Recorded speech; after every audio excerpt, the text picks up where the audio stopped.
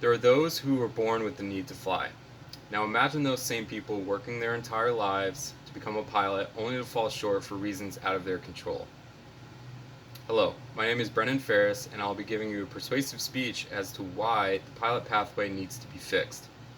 I too myself have gone through the pilot program and have seen through my experiences that there is a problem with people going through the program and falling out because of it. These reasons include the cost of training, the overall amount of licenses, as well as college degree required at some point, also being the lack of compensation after becoming a professional pilot, and thus it not being worth it for some people. By the end of this speech, my goal is to convince you, the viewer, that the pilot pathway needs to be fixed and how. Starting with the biggest killer of pilot dreams, money, right? Flight training in total, even with a basic set of licenses, is outrageously expensive. You have two different types of flight schools in the civilian sector. You have Part 141 schools, which are college degree programs, kind of like Bridgewater State University, and then Part 61 programs, which are more of your local airport flight schools. Right? According to Bridgewater State University, the average cost of all of these basic licenses to become a professional pilot is about $43,000.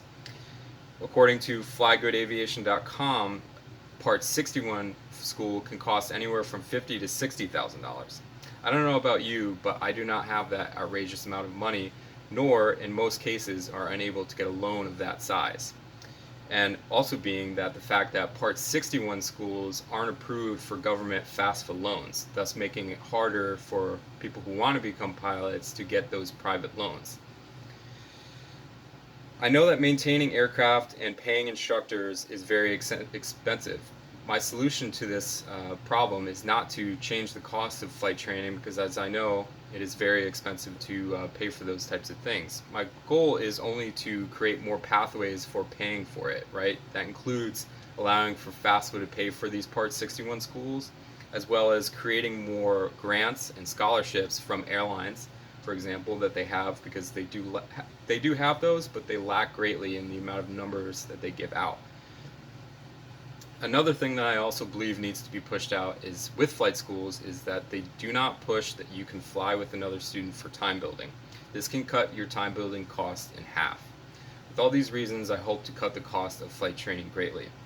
Now that your pockets are empty from paying for all that flight training, what about your time? Overall, a normal program will take you about 2 to 4 years, depending on whether it's a college program, a Part 61 program, and how well you study and get it done. Now, of course, there are outside variables like weather and maintenance and ability to get an aircraft, but the portion of his speech is not asking to require less training or less effective training. It's to be able to create easier pathways to be able to get this training done faster.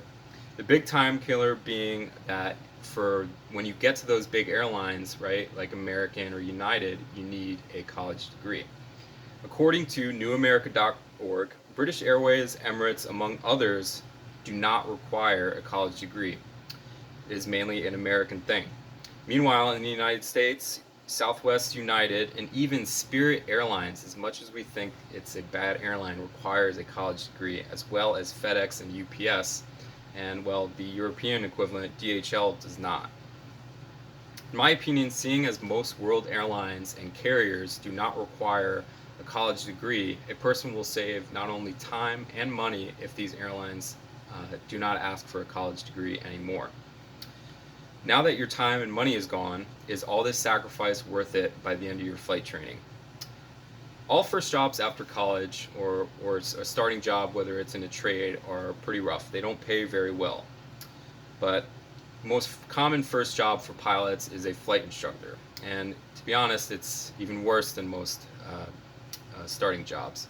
According to airplaneacademy.com, the average entry-level flight instructor makes about $30,000 to $40,000 per year, which not horrible, but most flight schools that you work at will hire you as an independent contractor. And in this, they aren't required to give you insurance or any other benefits, so those are other things that you have to pay for. Now, to be able to get to that next level of a higher paying flight job, you have to get to 1,500 hours, right? And that's where you get that big pay increase that everybody likes to look towards. My solution to this would be to increase the wage of these entry-level pilots, whether it be a CFI or as a low amount of people carrier, and so that the 1,500-hour rule isn't as big of a deal as it seems at that level. At the very least, pilots should be able to also get their payment as well as insurance paid for, and that's what I'm asking for. Overall, all of these reasons make the odds of becoming a pilot and it being worthwhile very slim, which is why a lot of people get out of this career. In conclusion, today we looked at the idea that the pathway of becoming a pilot makes it much harder than it needs to be. And with all these reasons, it could be a lot simpler and a lot easier for these things. These reasons include the cost, time, and certifications, as well as the first job right after training. In this, I gave solutions as to fix it, and I hope that by the end of this speech, you were convinced that this is a problem that needs to be fixed, and this is the way we need to fix it. Thank you, and have a great day.